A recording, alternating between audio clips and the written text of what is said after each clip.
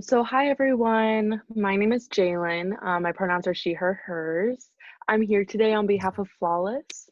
And I'm really excited to be here today. Cancel culture is something that I think my perspective has changed about probably fairly recently compared to probably a lot of people here. I think over the pandemic, I listened to a lot of different podcasts that kind of went into the topics and stuff, and kind of gave me a new lens on what cancel culture like even is. So I think I'm going Mhm. to start off by reading what Tamia wrote about cancel culture, which is kind of a brief definition. So, cancel culture and online shaming are here to stay. Some feel that these things should never be used as weapons against another.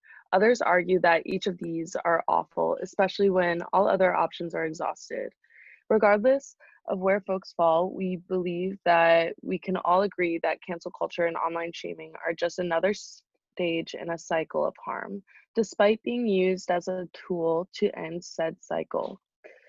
Come and observe this 20-minute conversation on our selected schedule for the Red Table Talk. Okay. Um, One of the podcasts that I listened to last night also talked about how cancel culture specifically is more of a online modality and kind of like uh, definitely like through the modes of like Twitter and Instagram and publicly shaming an individual for, I guess, harm that they have caused. Mhm. Um, I want to say that during this talk that if anybody has any questions that they want to be asked, you can message in the chat or message me individually, and I will not use your name and just ask the questions. You all have the link to the live Google form for the collected resources. Uh, and now I'm going to ask the participants to share one sentence of what you're trying to get from this conversation.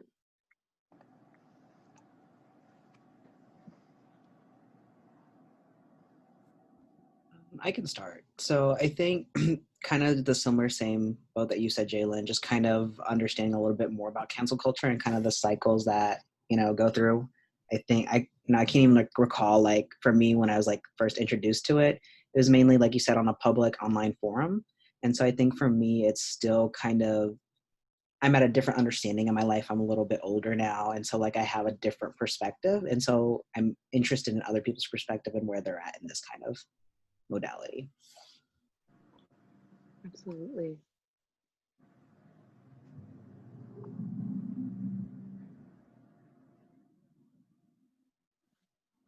Auntie, sis. Okay. Oh, I was gonna have. Okay. Oh, I'll go. Hello, everyone. So I am Tamia Jordan, she, her, hers, and I am Emerson's Director of Intercultural Student Affairs. And the reason that I'm here, and I'll give my short answer now, and then after we do intros, I'll give a little bit of a longer answer. Is that in my time at Emerson, I've seen online shaming and cancel culture happen so often and so many times, and it's always so problematic, and it always shocks the community. Like, it sends a shockwave through the community, and it reverberates, and it's something that I don't have an answer to, which is why I wanted us to come together to talk about it. I don't necessarily know that we're going to be able to give complete answers here or solutions, if you will, but I want to talk about it. I want folks to know that it's how it's hurtful, why it's hurtful, and then also some alternatives to it. So that's what's really important to me, because I don't think that generally I don't think that people are disposable, and that's sort of my own personal foundation. So that's where I'm coming from around all of this, and I think that cancel culture just perpetuates that thing that we do in society, which is to dispose of people that we think do not deserve whatever. So that's my piece. I can go. So my name is Shalisa. I am the multicultural specialist, which means that I work for both Emerson Counseling Psychological Services and also intercultural. My pronouns are she, her, and hers. And I'm here honestly because I work with intercultural and it was on our calendar. I don't think I actually have as developed thoughts as a lot of the folks who are on this call about cancel culture. It's something that I think I have some complicated feelings about, and I'm really into nuance, and so kind of digging into that is something that I'm looking forward to. Though this is not something that I would say that I have a lot of strong, deeply held, and super well informed opinions about. So that's kind of my disclaimer. As I'm just kind of coming at this from my own kind of personal opinions, and then they're of course formed by the different identities that I hold. But I'm really curious to see how this conversation will go, and hopefully learn some new perspectives of how to think about cancel culture. Wow. Yes, absolutely. Okay. So next we would love for our guests to introduce themselves. All right, do I see my name up there first? So I'm Julie Avis Rogers. My pronouns are she, her, hers, and I'm the campus chaplain and director of spiritual and religious life. And I've been really looking forward to hearing this conversation and being a part of it, because I was thinking about how two of my big values are, one is that people are capable of transformation and growth, and then also that boundaries are so important. And those two things seem to kind of like they could come in contrast with each other when it comes to cancel culture. Like, it's important to have a good boundary for yourself, and to think that someone is without hope or disposable, as Tamia put it, is so sad too. So I find myself just a little bit like flummoxed, I guess, by this topic, and really have never been part of a conversation about it. So I'm so glad that this has been scheduled for today. Okay, I think I'm next. So hi everyone, my name is Amanda Turnley. My pronouns are she, her, hers. And I am the Director of Student Care and Support at Emerson. And I came because having been at Emerson for quite a number of years now, I have seen this rise in cancel culture, and as I think Tamia referenced, the harm that it causes to the entire community, is just overwhelming. And I definitely see both sides of it, but particularly in my role of working with students who are struggling, working with students who are navigating a lot, seeing people on sort of both sides of cancel culture, I just see the amount of harm that's there on both sides, and how much it takes out of a person, how much it impacts a person. So, I am just really, excited that this conversation is happening, and, just kind of curious as to where this will go at Emerson. Thank you. Hi, my name's Jihan. I also go by Jay. My pronouns are she, her, hers, and I am an undergraduate sophomore journalism major. My most personal recent experience with cancel culture would be like the SJ elections earlier this summer, and SJ has not been historically like a very good organization in terms of what we were actually supposed to do in like advocating for students. But that was something I wanted to change, and I'm still trying to change. But like everyone just kind of like hated on us, and it's like, even if you don't like us, what we are supposed to do is pretty important. And it was just really hard to get people to listen to what I had to say, because they just had all these like preconceived notions of what I represent, simply because I do still want to continue with SGA. But in terms of cancel culture specifically, like what I think of when I think of that, a lot of like pop culture and media. And for example, I used to be super into K-pop, but then like if you hold them against like American standards of like wokeness or whatever, then they fall very far behind, because they are a very homogeneous like society and all that.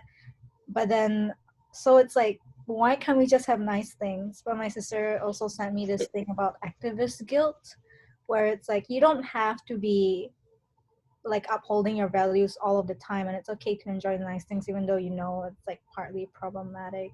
So I just kind of want to see how this all plays out. Yeah, absolutely. Um, wow, yes, that really connected with me, at least like especially like the pop culture aspect of cancel culture is something Mhm. that's also very interesting because at least for me, I think of Chris Brown, I think of R. Kelly, I think of people that have not taken a part of any accountability, which is why I'm like, I refuse to listen to your music. I can't help but slightly judge. I try not to, but slightly judge my friends that do listen to like Chris Brown's music still. I'm like, how? Just like knowing what he's done. But also at the same time, like that activist guilt of like knowing and like not wanting to support, but also like, yeah, it's complicated. And it's also like interesting to see like where the intersections of like your values kind of lie. Mhm. Um, so yeah, so I think I'll just go into our key questions. So, how are we all feeling right now? I can go first. Um, I am strangely in a good mood. Um, I'm tired. I have been sleeping super well, but I'm not going to share why I'm in a good mood because it's not kind. But I I have found myself laughing a lot since Friday, and you all can sort of read into that what you will. But I didn't realize how much I hadn't been laughing in the last like few months with everything that's going on. I didn't realize. I take that back. I've been laughing. I haven't been laughing like this sort of free feeling laugh, and I that comes from a variety of different places. So I actually feel pretty good. I don't know how long it's going to last. I'm nervous because right around the corner is the election and dot dot dot. That's how I'm feeling.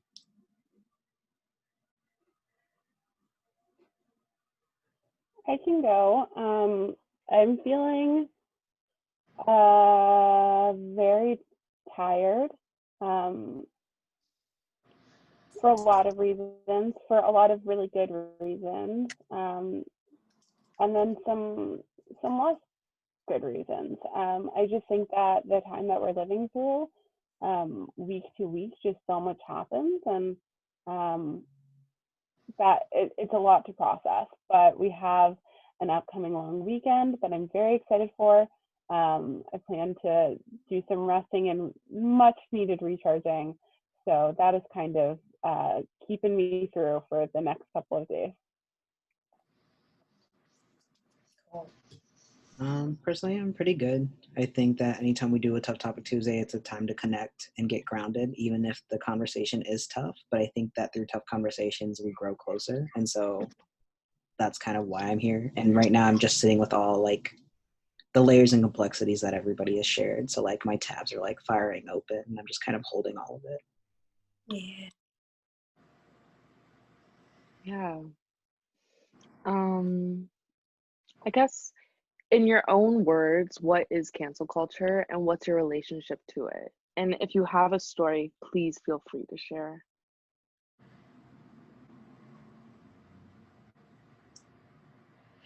I wrote this question and I don't actually have an answer ready. But I think some interesting things were brought up already about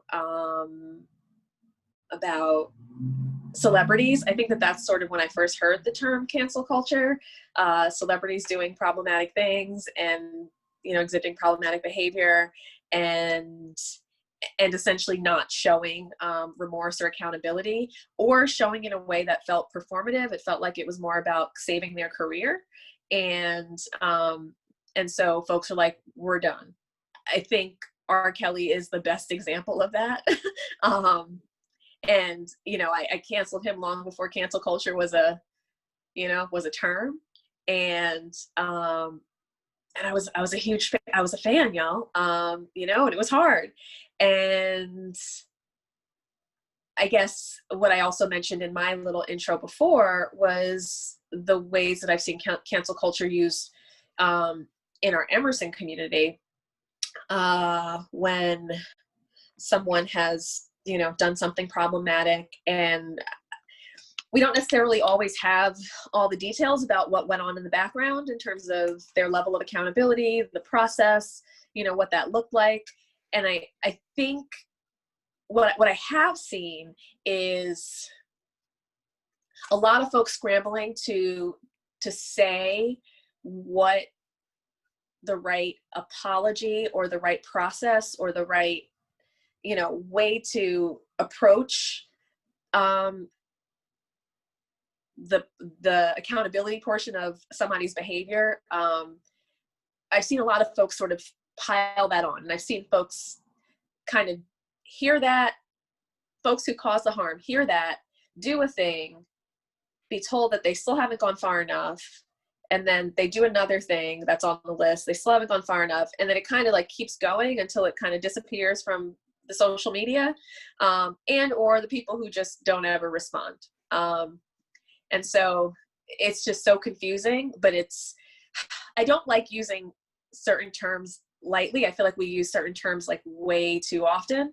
But I'm going to use the word toxic because I think this is the definition of toxic, because it does sort of create that toxic atmosphere. And it's not to discount the person or the harm that was committed, but yeah, I think that the approach and the process and the fallout all needs to be, discussed.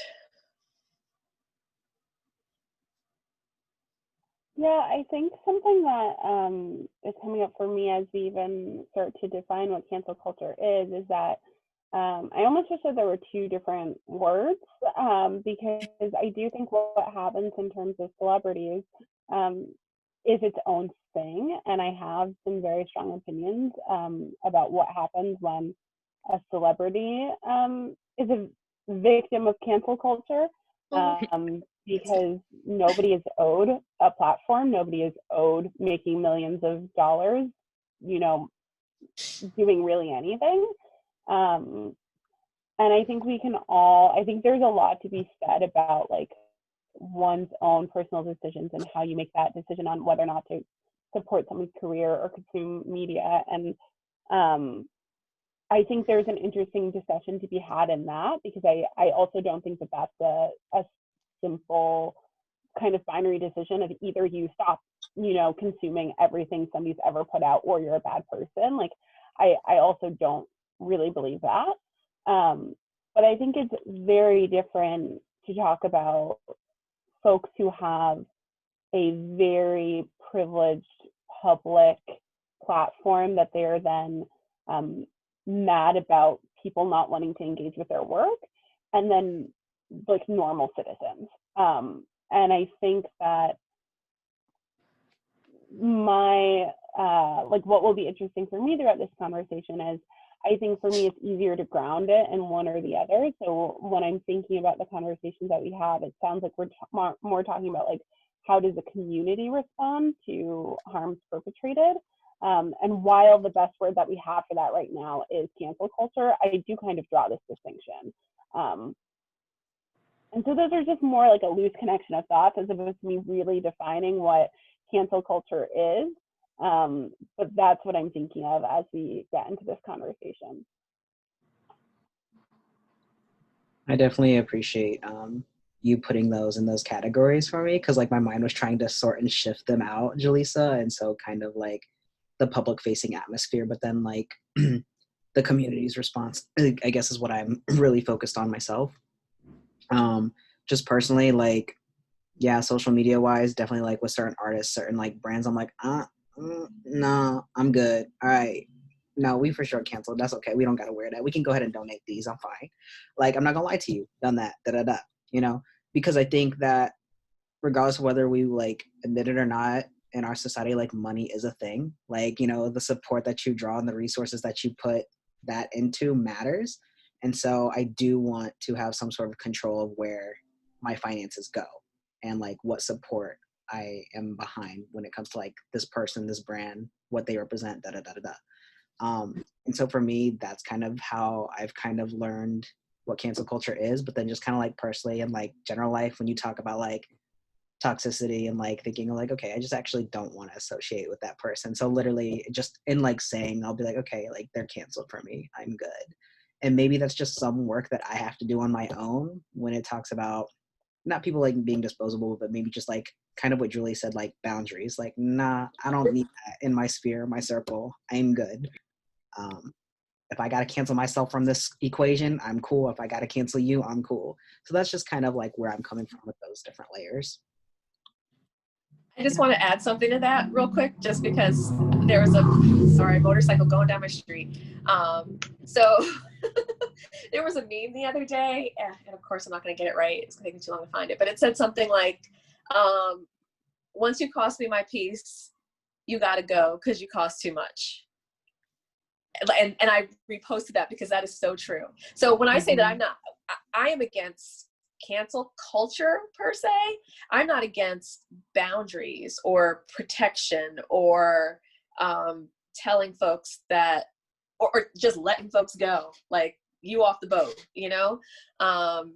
Yeah, anyway, I agree with you wholeheartedly. No, definitely need fiction. So thank you for. Yeah, for sure. There's a difference between not allowing like certain individuals to be, I guess, taking from your energy and like not allowing them the presence within your life just because like certain boundaries have been crossed that they continue to like disrespect. But also like with cancel culture, and I think what a lot of you guys have kind of like touched upon within this question is the fact that to heal as a community, to heal things like racism, misogyny, white supremacy that has just like completely become like ingrained within our society, that is not a personal problem. You can't personally point to a person and be like, you are all these things, that's your fault, like, period. You know what I mean? Like, you have to want to do the community work to like help that person, I guess. But also that is not necessarily your responsibility either. But I guess yeah. I think we'll get into like my other point, like what I was thinking about later with like how have you seen like cancel culture used as a tool for bad. But like let's start with how have you seen cancel culture used as a tool for good?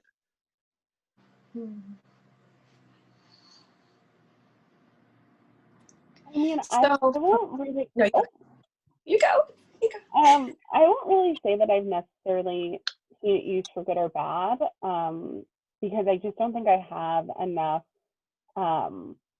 like, knowledge of everything that has happened to really be able to say that in like the community sphere. I would say in, you know, the wider like pop culture sphere, I think there's a lot of good that can come from it.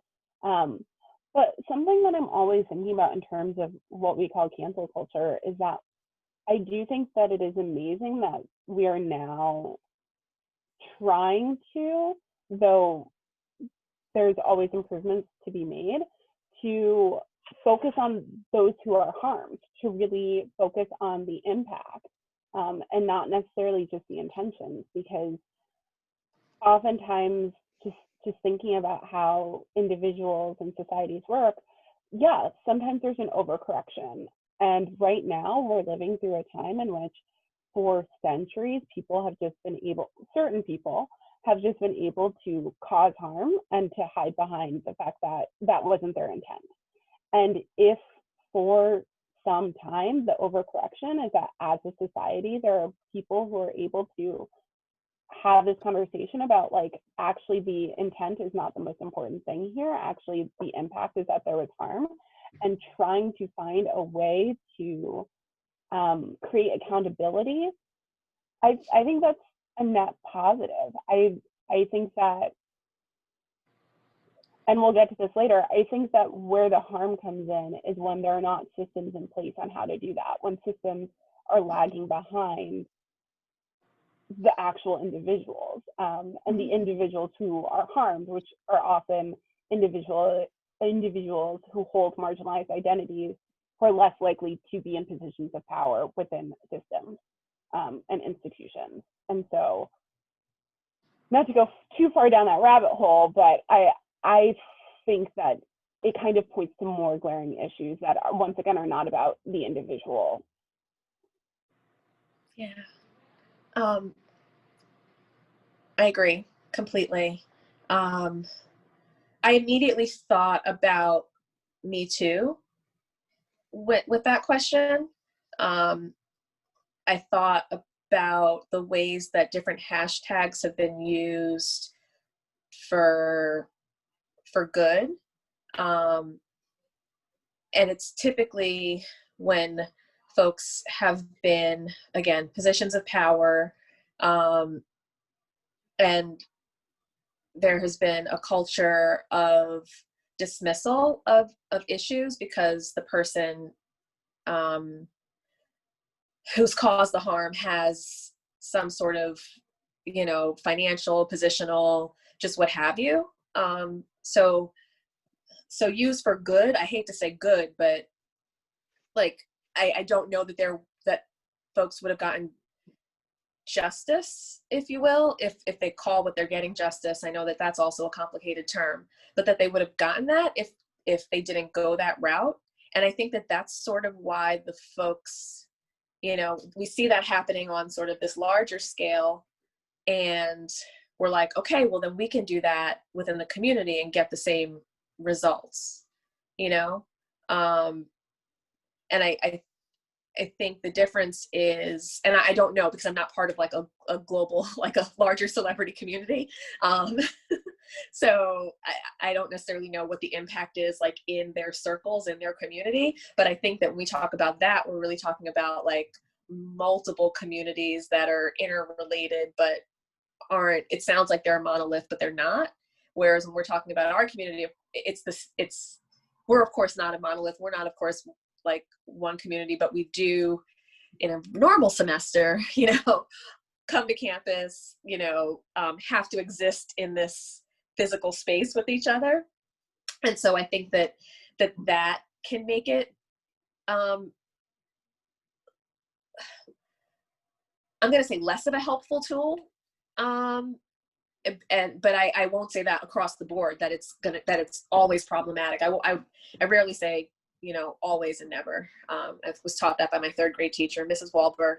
I don't know where she is now, but favorite teacher ever. Oh, that's not true. DJ said in history. Sorry, 12th grade. Anyway, all that to say, that yeah, like I've seen it used for good in that respect, like online shaming and canceling, and so that folks can actually get some sense of justice or maybe some forward momentum because they've been ignored for so long. I think much to the same regard, kind of like it like being a double-edged sword. So like on the good hand, like yay, like awareness, okay. But with awareness comes like its own like nuances, right? Like what kind of attention is then being received? But then how does it like work for momentum or necessarily like work against a community? So for example, like with the Me Too movement, I know that it definitely, my friends who are women talked about how like it empowered them to share their story. But then I also had, that same group of friends being like, well, I also don't have to share my story, which awesome, Yep. really valid, absolutely. But then being called out or like shamed for not sharing in a way. Yes. So like, you know what I'm saying? So like the good part is like the awareness piece, but then that double-edged sort of like, okay, then what do we as a society do with that awareness? Kind of going then with like, this is like the impact portion. And I think for me, the bad starts to come into play, if you will, like the bad, when it starts to be kind of like this bandwagon mob attack mentality. Like, and that's where like, I'm like, oh, okay, hold on, wait, pause. But by then, like the momentum has possibly like picked up this speed, right? And this traction that like, I don't know, it's kind of like full blaze glory. Like we're taking everything out. I'm like, okay, hold on. Where's like the restorative piece and going back to the intentions of why we're calling out this person to be accountable. And I think that it's interesting to mention the words like accountability, right? Like here are these words that we use every day, but like have so much weight to them if we actually like sift through the complexities of them. And I think that I still kind of go back to some things that I've like learned this year, like Dr. Sylvia Spears, who mentioned accountability during Mr. Joy talk about how like it's about relationships, right? It's saying that I care so much about this relationships between us that I'm gonna make it right. I'm gonna figure out how to make it right. And then I think about Samantha Ivory, who's also like in the Social Justice Center when she shared that bell hooks quote with us, right? Like how to hold people accountable for wrongdoing and yet at the same time remain in touch with their humanity enough to believe in their capacity to be transformed. I think I have it right. Correct me if I'm wrong, but I'm pretty sure that's it. So wanted to get those out there really quickly. Yeah. Jamaica, I'm so happy that you talked about especially the awareness portion, because I think for me, when I think of um, the good, like a lot of the time people say it's necessary because of the awareness that it spreads, but also at the same time, I don't necessarily know if awareness is everything for such a small community of people where people already know what's kind of going on just naturally and organically. But yeah, I was gonna ask what you guys thought about the awareness portion, Jaleesa or Tamia, if you have anything you wanted to add to that. But I think Jamaica did good.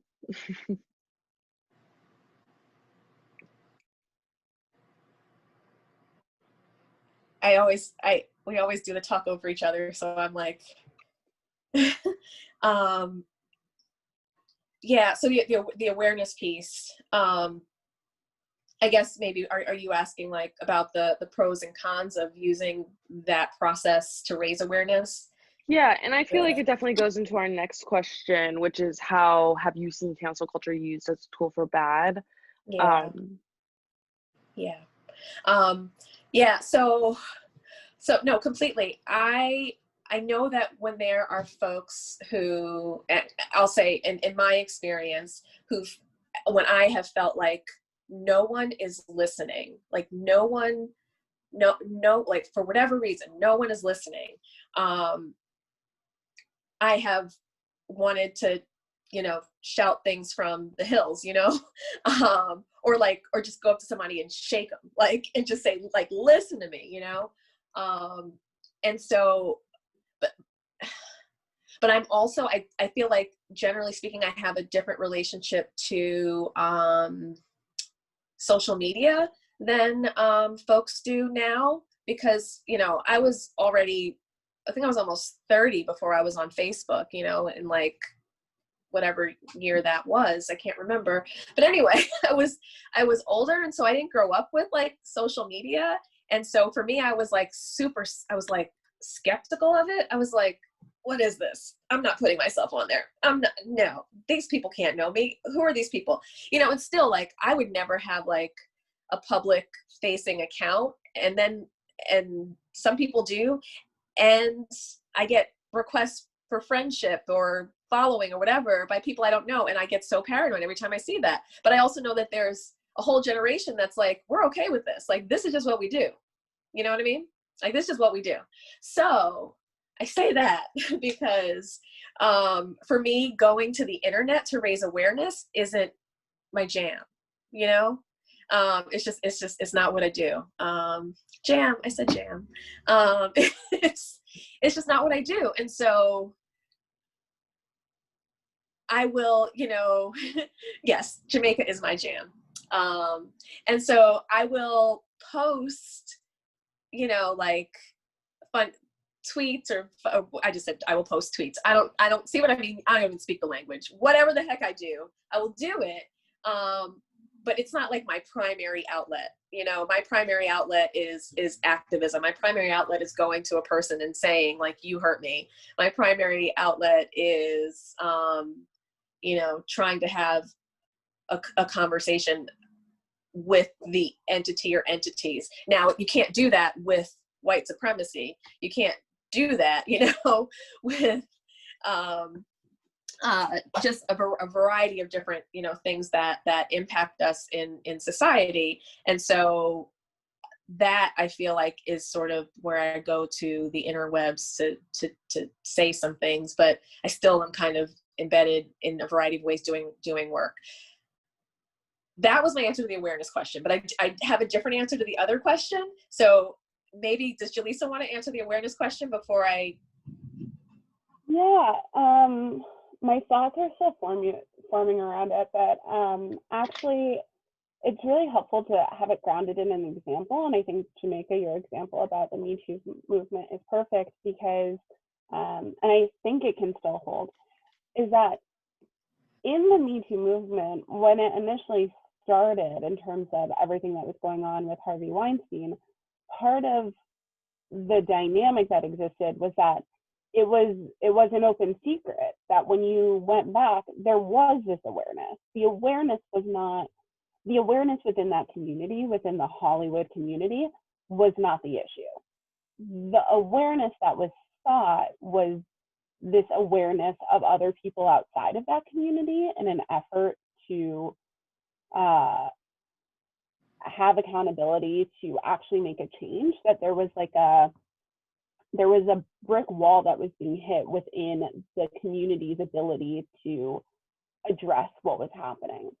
And I think similar things could be said for any community, that like the awareness that is sought at that point when somebody is going to the internet is an awareness beyond that like open secret, that there are so many things that are known within the community, but when they're known only within the community, one of the kind of insidious parts of community, which there are so many amazing parts of community, but an insidious part of it is that there is this tendency to want to close ranks and this tendency to want to handle our issues outside of, outside of the purview of others. And I think that when somebody gets to that point of wanting to engage over the internet, my inclination is to ask, like, well, did they feel like that awareness that existed in the community was not enough? Did they feel like they were being failed by their community and the systems within that community to get their needs met and addressed? So I agree that awareness is like an odd thing to grapple with in this context, because I don't think it's just blanket awareness. I think it's like awareness with the purpose of getting needs met, even if that awareness existed in other forms before that point.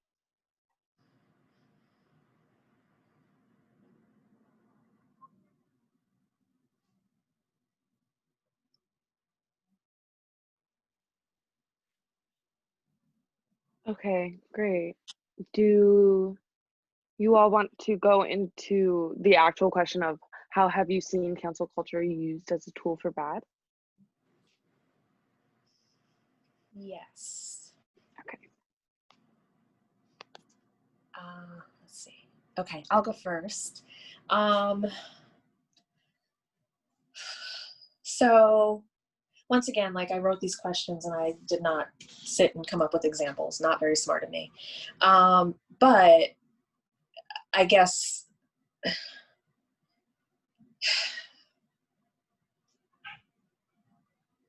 so. I'm going to give an example. And I think just like the good or bad, like we tend to tell folks when we're in conversations, like, it's not about good and bad. Like don't sort of look at that dichotomy. But then I wrote those questions and I asked good or bad. my apologies, leading. But we want to talk about things in the context of how have they helped or hurt or harmed. And so when I think about cancel culture being used for bad, I'm going to go back to examples from popular culture and then sort of bring it back to our individual community level. So the internet is new, online shaming is new, but cancel culture isn't, meaning that people have been canceled or disposed of or, treated as if they're disposable for centuries. And it tends to be people who look like me. And or folks who are queer. It's happened to women. It's, so traditionally marginalized communities. And I look at the interrelationship between cancel culture and disposability all the time. because I feel like it's a sense of disposability that makes it okay for us to cancel people. And I think it's the sense of disposability that has made it okay for us to treat certain communities certain ways for so long. And so I actually very intentionally wore this shirt today. Not sure if y'all can see it. Corey Wise, Kevin Richardson, Antron McCrae, Yusuf Salam, and Raymond Santana, the exonerated five. And I think about this experience, the quote unquote Central Park Five, and then it spells innocent going down here, was such like a pivotal formative experience of my life. Like I was in 5th, 6th grade when it was all happening, and I grew up right outside of New York City, and it was just the story, and then certain presidents who shall remain nameless took out, full-scale ads in the New York newspapers condemning these children. And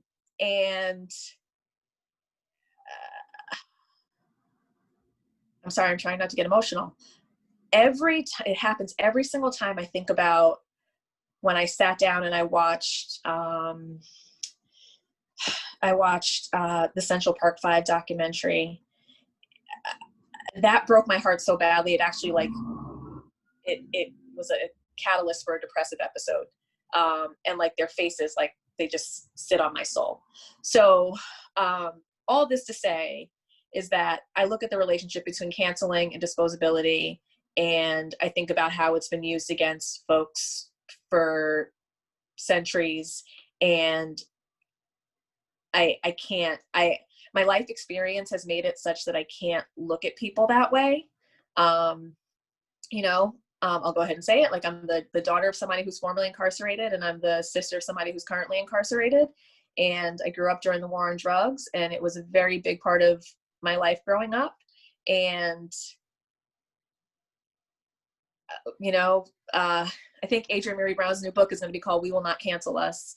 And it's everything she's written about that. I feel like she comes up in every single time we have a Tough Topic Tuesday, but everything she's written about that is exactly how I feel. It's my experience around this. So for me, it's all interrelated.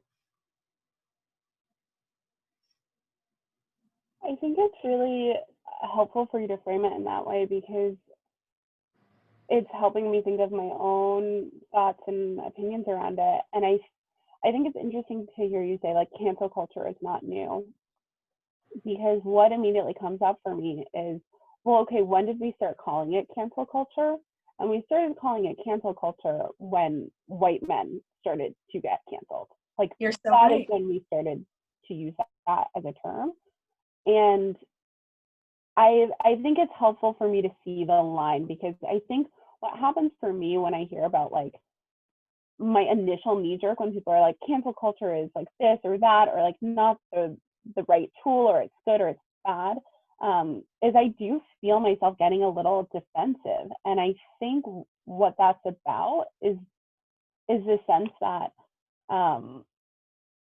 this has been used before and is currently now being used in a way against certain people who are not used to having themselves canceled. And so I think for me, I kind of still do need to draw this distinction between how I feel about,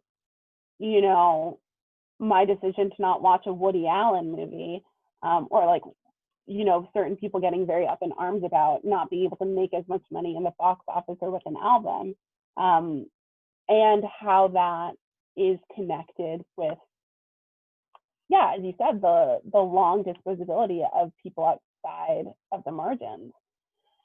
And my thoughts are not fully formed around it. I'm a verbal processor, so it like all kind of comes to me as I'm talking. But I think it kind of comes, for me, it's like starting to circle around this point of, in some ways, I feel like there's this pull to either, for me to be like, well, cancel culture is okay because some people should be not disposed of in terms of like they don't matter in life, but more of like some people we don't need to have a redemption arc for. Like I have no interest in certain people's redemption arcs.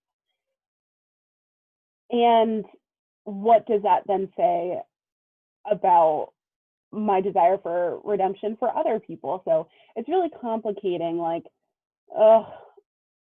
do I have to want this for everyone? Do I have to defend everyone's need for redemption? Do I have to defend everyone's not being disposed of?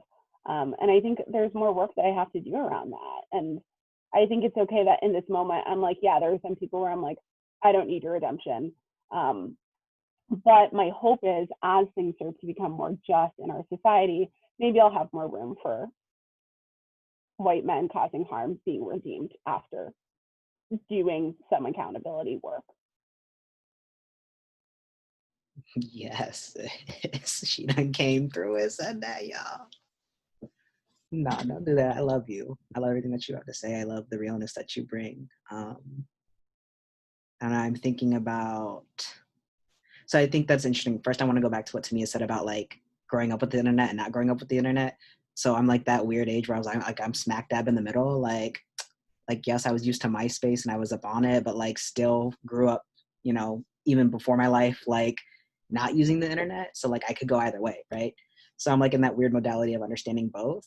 And I think for me with like cancel culture, it really has to do with like that because it's so public facing, like internet facing, like that bandwagon mob mentality that I mentioned earlier. And so the problem for me persists when people want to be like so up to date with it and up to date with like the current news or what's being canceled, like they'll just jump on it without like even understanding like all the layers or like doing the research just to like, seem quote unquote woke or like, yeah, I hear you. Like, actually you don't though. Like, what do you know about it? So instead of having like real fruitful conversations and defending, I don't know, your actual opinion and your beliefs, they just kind of jump for it with that preconceived notion. Kind of similar to like what Jay said, talking about like, here's what people think they know or think they're assuming because of what exists. And it's not to say that like, obviously some things aren't rooted in truth, but there's still like truth sorting that has to happen, if that makes sense. So that's kind of what I'm thinking about, bringing that. Oh. Great. Sorry, Dan, did you want to add anything else? No, that's cool. Okay, sorry. Okay, so last question, and what we'll leave off on today, we're kind of combining our last two questions, but what are some alternatives to cancel culture you have tried that have been successful? And I feel like that naturally kind of leads into a conversation about accountability and consequences, punishment and revenge, how they're related, how they're not, and also what does like accountability even mean for you? I can go first because I also have something at once, so I might have to dip out. We'll see how that goes. And I don't actually know if I'm going to touch on any of these questions, but more like my final thoughts around it, or the thoughts that I want to leave on, is that as many people know, I'm a therapist, and even like saying that and thinking about that in context of this conversation is really interesting because as I was talking about not being here for certain people's redemption, I think that is like that is how I feel about like more public people, where I'm like, you are not in my sphere of influence. Like there is nothing that I need to engage with you on.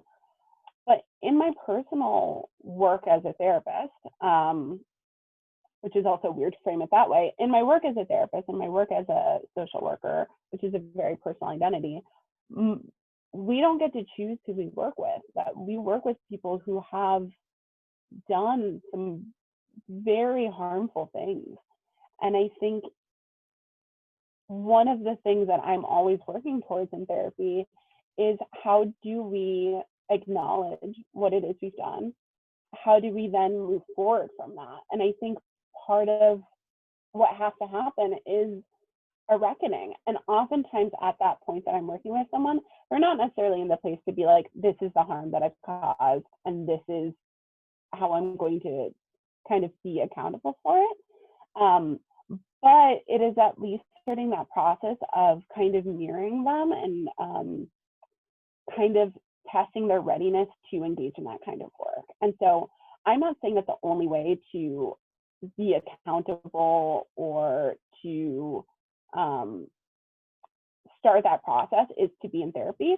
But I do think an essential component of it is individual personal work that you cannot ask for anybody in the community that you harmed to do for you or even necessarily with you without payment of goods or services. That I think too often the solution then becomes like, okay, well then, you know, the community needs to educate me, the community needs to do this, that, or the other. And my personal opinion is, no, you actually need to seek out personal work that you need to do on your own. And maybe parts of that personal work are influenced by what the community you harmed wants for you. But those steps need to be taken personally, individually,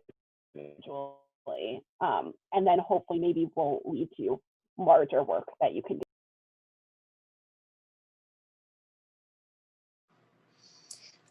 Thank you. I feel bad because I'm going to have to hop off right at 1. But so I'm going to sort of rush through this. But I think that we agree that this conversation is so rich and that we have just skimmed the iceberg. So we're going to figure out a time for a part 2. Actually, our next TTT is a TBD topic wise. So anyway, accountability, consequences, punishment, revenge, accountability, and consequences. So I'm always verbose, y'all. This is so hard for me. The accountability and consequences are different. Punishment and revenge are different. Accountability is not punishment. It's not revenge. Consequences don't have to be punishment. They don't have to be revenge. And accountability it's a process. The person who has been harmed sort of drives that process. There's lots of information out there about accountability. Actually, take a look at our live Google form, which we'll post in our link in bio. It might already be there. But there is a piece by Mia Mingus about, now this thing is trying to get me to join my other Zoom call. There's a piece in there by Mia Mingus called The 4 Parts of Accountability, How to Give a Genuine Apology, Part 1. It's powerful, really, really, really powerful. And then also Google Adrienne Marie Brown, cancel culture, and you'll find lots of different things about all of this. I'm going to go. Y'all are awesome. You're all my favorite people. Every one of you. Bye, Tamia. Bye. Just to keep it short so we keep it to our time, I think that one of the things that keeps weighing on my mind is this concept of redemption, and the concept that redemption is up to the person who caused harm. So if you truly want to redeem yourself, it really is up to you to figure out how, and quit asking people, well, what do I do next? Well, I did this, so can I do X, Y, Z? Like, if you're still asking, then probably more than likely you're not done. Because at some point you have to feel like you did enough. And of course, that's assuming the best intentions of that person who recognizes that they caused the harm. I have no problems with myself personally sitting with something that maybe I've caused, right? Or having someone else sit with something that they have caused and taking the time in the process to go through that. As far as cancel culture goes and all the things that come with it, I guess I'm just urging people to think about mainly that impact component of it. Is this something that should be canceled, and for what reasons? What does it affect? If it affects money and like in the positive ways, because honestly, money is an influencer, right? People are also influencers. If there are messages and finances that should not be put out there in the atmosphere, cool. Let's withdraw that support. But recognize that that's only a step, right? There's other things, other forms of like activism. if there's a community that needs support, rallying with that community and figuring out how to stand in like a united front. So now it gets into more complicated things, and we just don't have enough time for that. So I guess I'll stop there. Amazing. Thank you all so much for talking, especially about this topic because I feel like it's kind of relevant always, like for real. Especially in like you said, like the disposability and forgiveness. Disposability has never been a way that I personally have thought about cancel culture, but something that I am definitely going to be taking with me. Um, do our guests have anything else that they'd like to share? Or even what are you taking with you and how are you feeling right now at this moment?